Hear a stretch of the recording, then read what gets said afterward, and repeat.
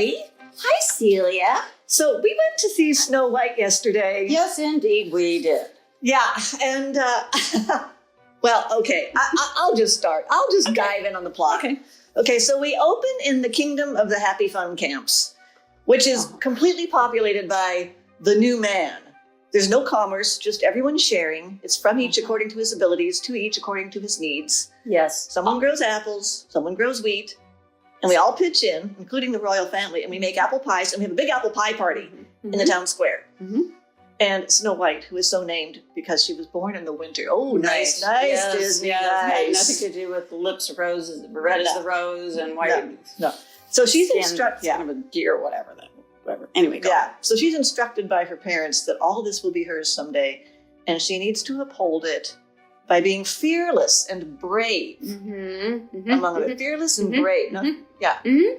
So, well, all right, okay. Yeah. So right off the bat, this remake has nothing to do with the original. Nothing. It is just hollowed out. They kept the name. They hollowed out the entire story and just filled it in with a bunch of gobbledygook. Yes, right there.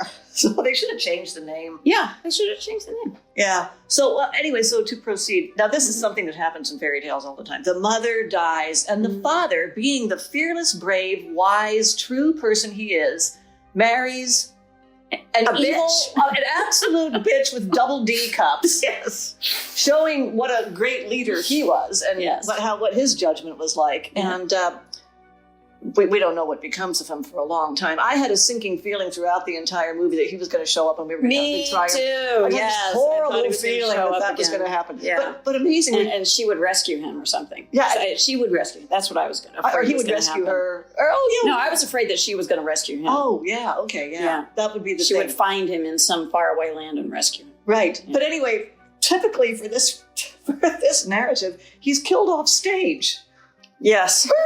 Perfect chance for something dramatic and to show us the evil of the queen and the deviance of the queen. He's just killed off stage, and we later hear, oh, he was killed. He's dead. She doesn't even go find out. Yeah, and who knows if it's true or not. Yeah. She just hears this. Yeah. It's just hearsay. Oh, I see. Okay, thanks. Yeah. Do you know where his body is? Yeah. Do you know who did it? Can we prosecute anyone? Is he buried someplace? Yeah, was he eaten by a wolf, or did someone stab him? What's the deal? Yeah. Anyway, so actually my first feeling was all this political gobbledygook, all this economic voodoo. Look, if you're going to step into politics, then step in, for God's sakes. Be Dr. Zhivago. Said, the central government is smarter than you and to us. You must be. Make a song out of it or something. Well, they kind of did that. And, well, it was absurdly, gratuitously diverse. I would say they stepped into it big time there. Yeah. I think they should have had a song about diversity. Yes, that's the only thing that is the only song they were missing. Yeah. Because they had way too many songs, and the songs were all the same song. Yeah. It just didn't change. No. It was just... Yeah, it sounded like those songs at Disneyland, in the Disneyland parades. Something we like you. We like you. We wish for you. Yeah. Well, anyway, Snow White grows up to be a non-Disney princess, and this is where I actually, for one glimmering second, I liked the movie. This was where she's sweeping the floors, and she just goes, "I'm better than this. I don't have to do this. This place used to be cool. My life used to be cool. Who does this queen think she is making me sweep floors?" Yeah. And interestingly, that is the moment where the mirror says, there's someone in this land. That's right. Who's better than you. That's right. It came right after that song. Yes. So, right from there, if the movie could have radiated out from there. Yeah, but it didn't. No, it didn't. It threw it all away. Yeah. But it was when she finally, just for one second, I mean, you and I have talked about how I just don't like Disney princess, the masochistic Disney princess. Yeah. Who does not do what we always tell children to do. If you're being abused, go to the neighbors, go to the cops, go to the school principal, go to the... Yeah, they are the long-suffering princesses. Yes, they are. They're doing things that we always tell children not to do. Yeah. Well, do you want to take it from there? Because, I have more to say about it. I'll tell you what I liked. Okay. I can tell you what I liked. Okay. I did like some sequences. I only liked things that reminded me of the original. So I liked the High Host song. And although it was very extended, but I did like it. And I liked that they used some, they actually did rip off a couple of scenes, just totally ripped off some scenes from the original visually. I am a sucker for a good visual, a total sucker for a visual. I liked Whistle While You Work, even though that was... Oh my God, I'm going to get to that part of the plot in a second. Okay, but I liked it. Yeah, okay. Because it reminded me of the original. The dwarves, these new CG dwarves, were not nearly as bad as I was expecting. Somebody clearly had done a lot of work to whip them together in whatever kind of compressed schedule that they had. They needed finesse, like they could have used another couple of months on their hair and their beards and things like that. But I think that, so Doc and Dopey were the ones that had the most screen time, and they clearly had the most time put into them. And I thought they looked fine. And I liked Dopey. Okay, I want to talk about Dopey. him. I liked him. Okay. I liked, I liked the spoiler alert, the spoiler at the end about Dopey. And I liked the miscellaneous commentary that the dwarves had. Did you? I did kind of enjoy. Yeah, I enjoyed some of their miscellaneous commentary. Yeah, I liked that. Those little comments that they were dropping.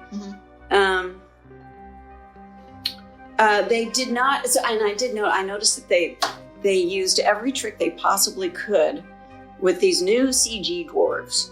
Oh, like what? That they had to use. They did not have any that I recall. I don't recall one instance of interaction. Betty, you are slamming your hand on a piece I of don't paper. recall any physical interaction between Snow White and the dwarves. I recall there was a lot of overlap, but there wasn't any interaction between them. They didn't touch each other.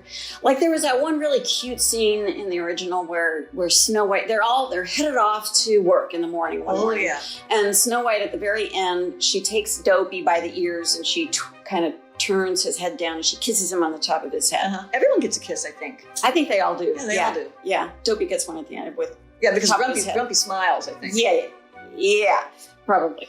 And anyway, but there was none of that. Even when she was sitting on that bench with him, she did have her eyes pointed in the right direction, somewhat down, as if she was speaking to someone shorter than her. But there was no interaction, no physical interaction. But they did a good job of covering that up. If there was any, it was minimal. I don't remember any. That's very interesting to me because I think that may have cooled down the film for those who actually aren't aware of, what you just pointed out. I mean, I didn't actually notice that, but I guess I feel it now because there did seem to be a lot of coolness. Yes, there wasn't the warmth. You would have felt it. You wouldn't have seen it. You would have felt it. Yeah, definitely. So that's what I liked. Okay, that's what you liked. All right, well, let's just continue plowing through the plot because she goes out in the... Was there a plot? No, there isn't. I didn't think so. I'm just plowing through the chronicity. Yes, okay. So now here's where, let's talk about when she gets into the forest. There's so much. Oh, the thing is, there's just so much.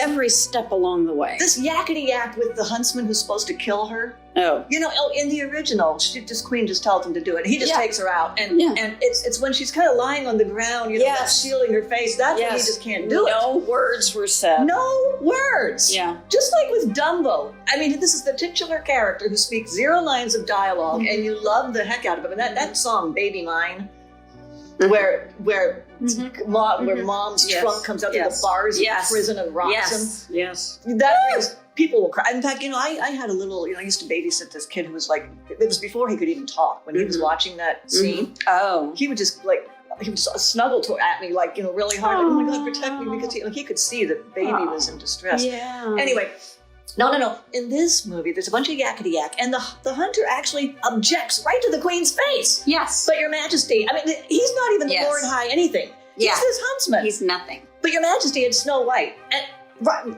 instead of having him killed on the spot, because this guy is not reliable. Right. This guy is going to go and she talks him into it. Then he goes out in the forest, and Snow White talks him out of it. Oh, yakety, yakety, yakety, yakety. And in fact, I think she even appeals to him on the basis of this, but aren't you the new man? Aren't we all, whatever. Yeah, she did have some kind of little She had a little political discussion with him. Yeah. Instead of just her being so innocent that he couldn't do it, so innocent and just such a thing to be preserved that he just could not snuff her out. Yeah. She talked him out of it on some political, I can't even remember what, everything was political here. Yeah, everything is political. Yeah. Well, anyway, she gets into the forest, she takes up with this dwarf. Now, the whistle while you work.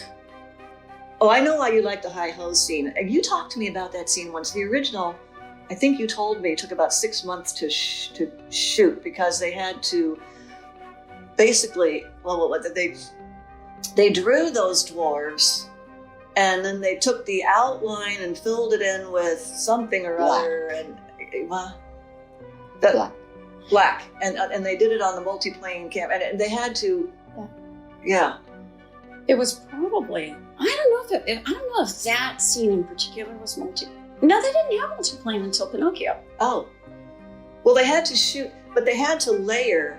They layered it on at a transparency. Yeah. The shadows. Yeah, so I'm not surprised. I mean, you like that thing. I was also looking for, which I found, a Ferdinand Horvath skeleton in a dungeon. Oh, yes. And there's a scene in the original. I was hoping we would see her like kick the skull or whatever it was, and the hands, arms stretching out of the cage towards some food or something. Oh, it was a very gruesome scene. It's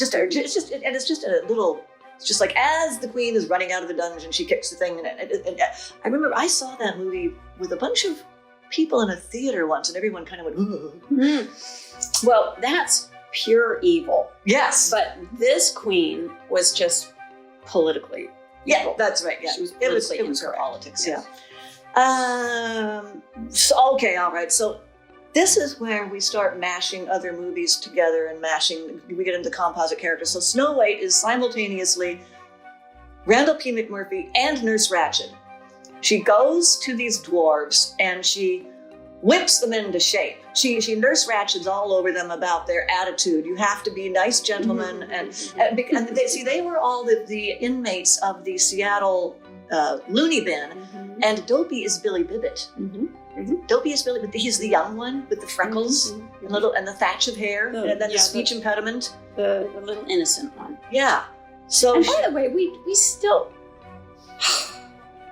in the original, nobody cares about where these dwarves come from, but I kept on wondering, where did these dwarves come from? When I was watching this movie just brings up way too many questions. It does, because it starts to explain things, and if you're going to start explaining things, you're going to have to explain everything. Yeah. Like, why did this kingdom, which was it was raised to be so caring and sharing and new mannish, why did they immediately lapse into a society of fear? Why were all the townspeople so stupid?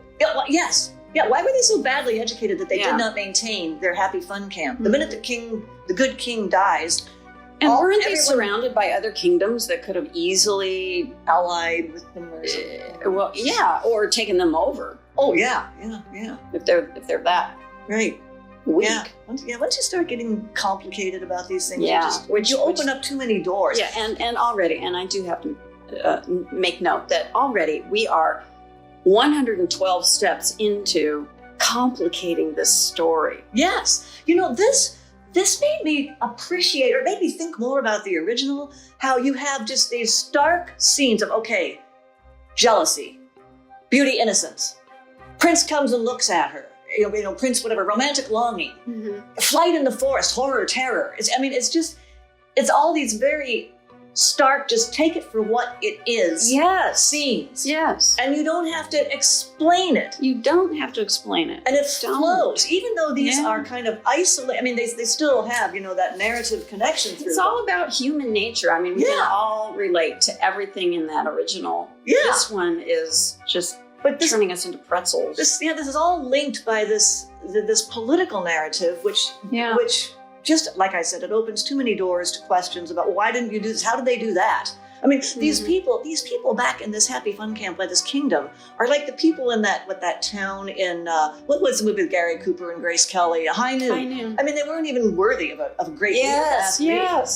Yeah. They immediately all became their own horrible police, and they all started going all they all Stasi on each other. They all wimped out on him. Yeah. So, all right. So she's out there like Nurse Ratcheting all over these dwarves and getting them to stop bickering. And be nice to Billy Bibbit, and then I don't know, this completely whatever.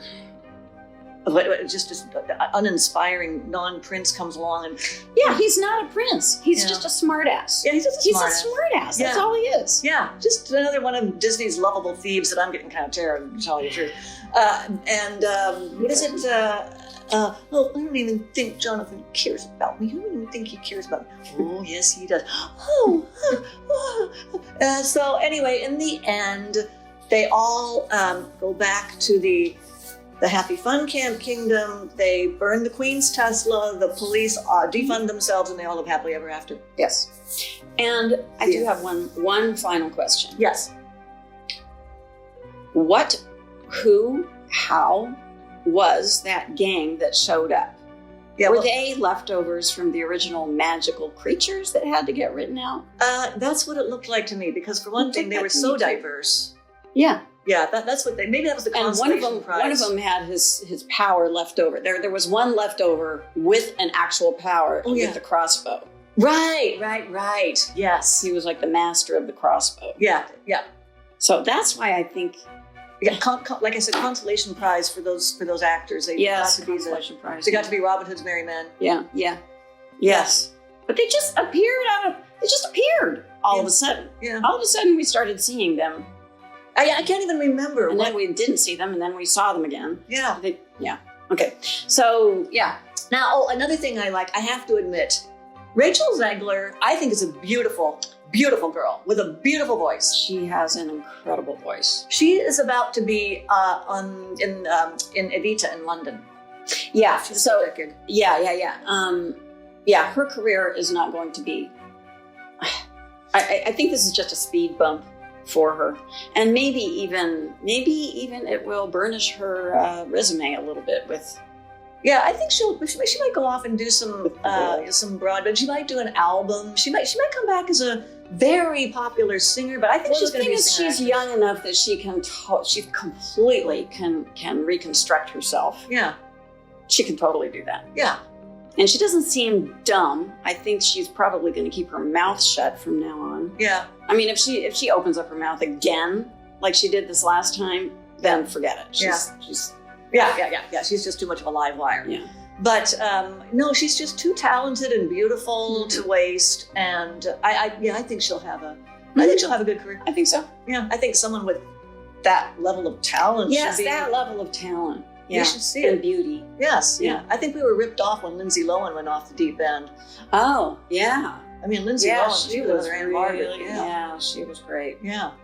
So, so there's that about Rachel Zegler. I can't badmouth her as much as I'd like to. It's funny, she checks all the boxes. Not white, all the boxes for Snow White. A, not white. Yeah. B, hates Disney. Yes. C, can sing. Mm-hmm. Mm-hmm. D, attractive.